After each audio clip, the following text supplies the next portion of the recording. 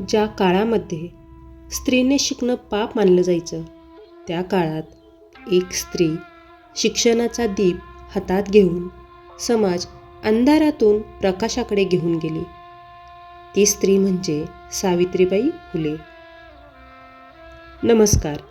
आज कर्मयोद्धे प्रेरणादायी चरित्र या मालिकेत आपण जाणून घेणार आहोत भारताच्या पहिल्या महिला शिक्षिका, समाजसुधारक, क्रांतिज्योती सावित्रीबाई फुले यांचं प्रेरणादायी जीवन.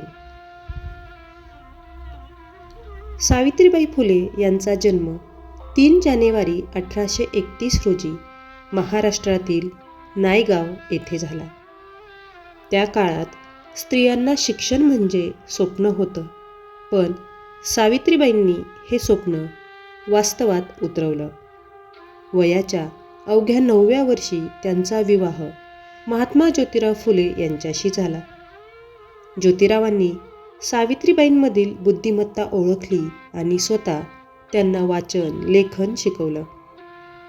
1848 साली पुण्यातील भिडेवाड्यात भारताची पहिली मुलींची शाळा सुरू झाली आणि त्या शाळेच्या पहिल्या शिक्षिका होत्या. सावित्रीबाई फुले शिक्षण देण्यासाठी जाताना लोक त्यांच्यावर दगड, चिखल, शेण फेकायचे, पण सावित्रीबाई थांबल्या नाहीत.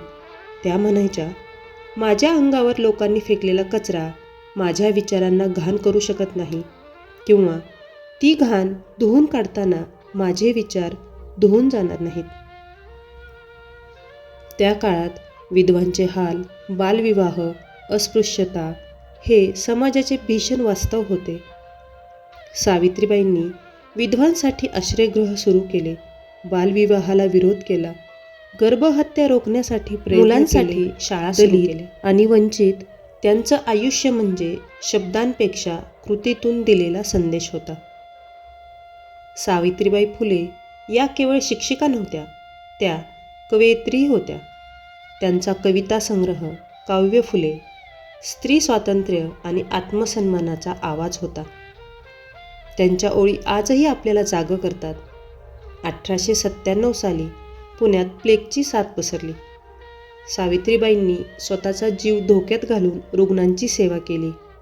याच सेवेतून त्यांना प्लेगची लागण झाली आणि 10 मार्च 1897 रोजी या कर्मयोद्ध्या आपल्यातून निघून गेल्या. आज आपण शिक्षण घेतो, मुली शाळेत जातात, स्वप्न पाहतात, हे सर्व सहज वाटतं, पण यामागे सावित्रीबाई फुले यांच्यासारख्या अनेक संघर्षाची किंमत दडलेली आहे. आजही आजची प्रत्येक शिकलेली मुलगी ही सावित्रीबाईच्या विचारांचीच पुढची पिढी आहे. सावित्रीबाई फुले म्हणजे एक व्यक्ती नव्हे, तर ती एक चळवळ होती, जिने स्त्रीला केवळ शिकवलं नाही, तर तिला विचार करायला, प्रश्न विचारायला शिकवलं. ती चळवळ आजही थांबलेली नाही.